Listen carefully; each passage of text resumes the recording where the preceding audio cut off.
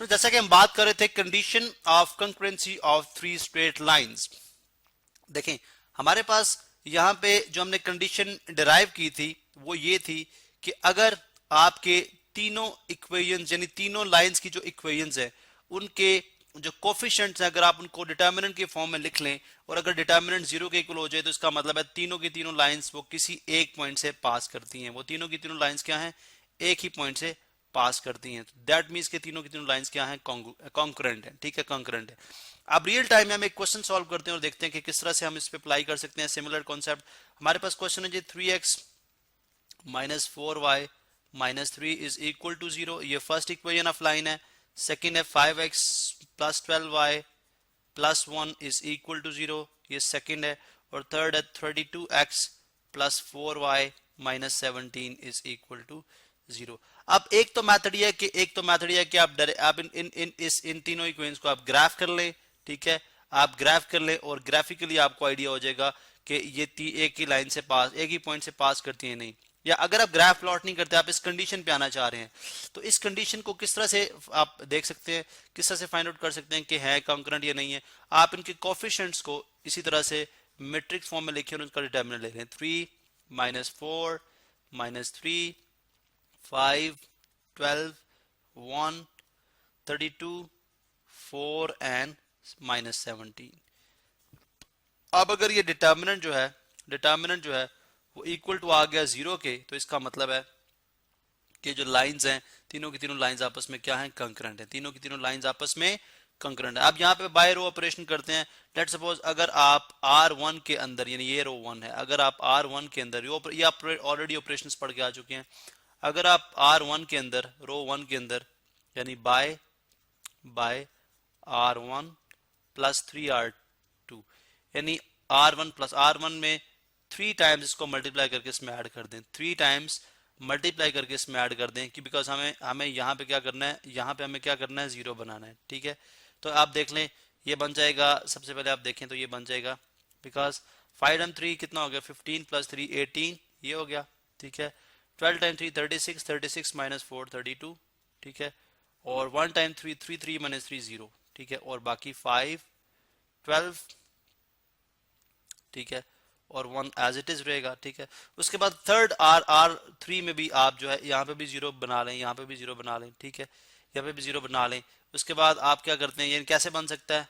R3 के अंदर आप 17 टाइम्स ऑफ R2 ऐड कर लें। 17 टाइम्स ऑफ R2, इसका मतलब है 17 टाइम्स ऑफ R2। अगर आप 17 मल्टीप्लाई बाय 5 करते हैं, ठीक है, वो आपके पास कैलकुलेटर मौजूद है। 17 मल्टीप्लाई बाय 5, ठीक है, 17 मल्टीप्लाई बाय 5 करें तो वो आता है 85 प्लस 32 करते हैं, तो ये किसके इक्वल आ जाएगा?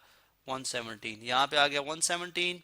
ठीक है, 12 को 17 से मल्टीप्लाई करें और मल्टीप्लाई बाय 4। ठीक है, 17 multiply by 12 is equal to this 204। ठीक है, और प्लस 4 कितना हो गया? 208।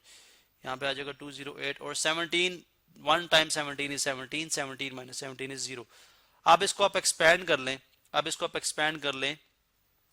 एक्सपैंड कर लेंगे 1 से। ठीक है, या इसको, बिकॉज इससे करेंगे तो 0। ठीक है, फिर इसको अगर आप देखें यानी कॉलम 3 से एक्सपैंड कर लें। ठीक है, कॉलम 3 से अगर हम इसको एक्सपैंड कर लेंगे, ठीक है, तो हमारे पास बड़ा आसानी के साथ हम इसको सॉल्व कर सकते हैं।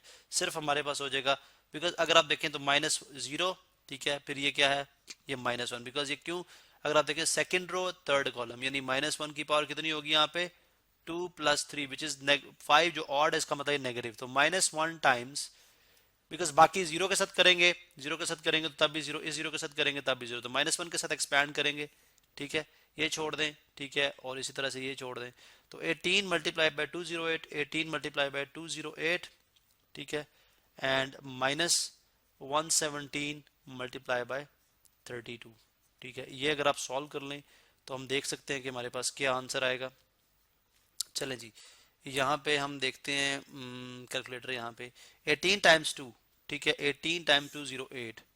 चलें इसको यहाँ पे रखते हैं। 18 मल्टीप्लाई बाय 208, ये कितना आता है? 3744। 3744 यहाँ पे मैं लिख दूंगा minus 3744 minus 117 into 32। 117 multiply by 32, ये हमें मिल देगा 3744, 3744। तो आप देखें 3744 minus 3744 zero, negative zero, that means zero has no sign, तो zero is zero, minus one multiply होगा जीरो रहेगा। दैट मीन्स के तीनों की तीनों लाइन क्या है, कंकरेंट है। तीनों की तीनों लाइन क्या है, कंकरेंट है, यानी तीनों एक ही पॉइंट से पास करिए, तीनों एक ही पॉइंट से पास करिए।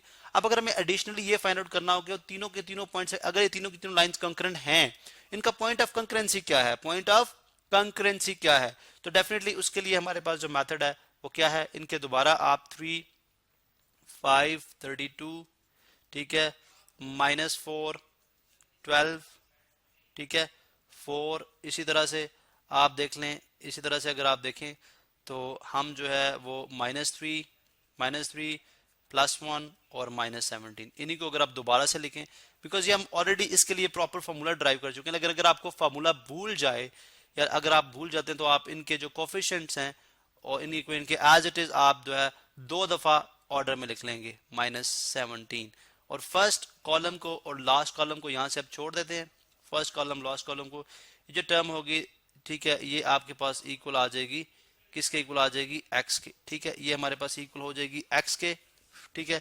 इसका मतलब है हम जो है यहाँ से या बेसिकली किसी टू लाइंस की इंटरसेक्शन फाइंड आउट की जा सकती है। सबसे बेस्ट तरीका ये है कि आप किसी टू लाइंस की इंटरसेक्शन फाइंड आउट कर लें, ठीक है।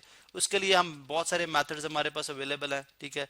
जैसे आपके पास मेथड नंबर 1 है, ठीक है, 3x, बिकॉज तीनों अगर एक ही पॉइंट से पास करें हैं, 3x - 4y - 3 = 0 एक, और 5x + 12y + 1 = 0, ये दो इक्वेशन थी इन तीनों में से। तो अब इन दोनों का पॉइंट ऑफ इंटरसेक्शन किस तरह से फाइंड आउट कर सकते हैं, ठीक है, बहुत सारे मेथड्स हैं, लेकिन हम जो है वो मेथड हमने जो स्टडी किया था जिससे आप एक्स एब्सिस और ऑर्डिनेट फाइंड आउट करते हैं, वो क्या था, x = आपके पास आएगा, आएगा आपके पास B1C2, ठीक है, सॉरी यहाँ पे आ जाएगा B1C2 - B2C1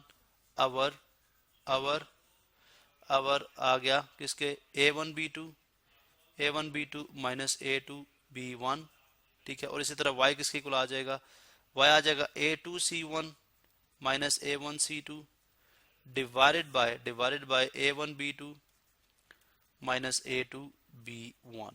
अब व्हाट इज A1B, ये आप याद रखेंगे, दिस इज A1, ठीक है, ये आपके पास क्या है, A1 है, ये आपके पास A2 है, ठीक है, ये आपके पास -4 कंप्लीट, ठीक है, -4, ये B1 है, ठीक है, और ये 12 जो है वो क्या है, B2 है, ये -3C1 है, और ये क्या है, C2। अभी आपका होमवर्क है कि आप किस तरह से इसको सॉल्व करते हैं। B1C2 आप सिंपली अगर आप देखें तो B1C2, B1 - 4 इंटू C2 कितना है, C2 है 1, ठीक है, 1, माइनस B2 कितना है 12 इंटू C1 कितना है -3, ठीक है, -3 divided by what is A1, A1 तो है 3 इंटू B2, B2 कितना है +12, ठीक है, माइनस A2 कितना है 5 इंटू B1 कितना है -4। आप इसको सॉल्व करेंगे, आपके पास x आ जाएगा, इसी तरह आप y की वैल्यूज इंसर्ट करें और आप इसको फाइंड आउट कर सकते हैं। या बेसिकली आपका, मैं खुद चाहता हूं कि आप जस्ट इस लेक्चर को भी यहाँ पे स्टॉप करें, उसको फाइंड आउट करें कि आपका आंसर ठीक है या गलत है।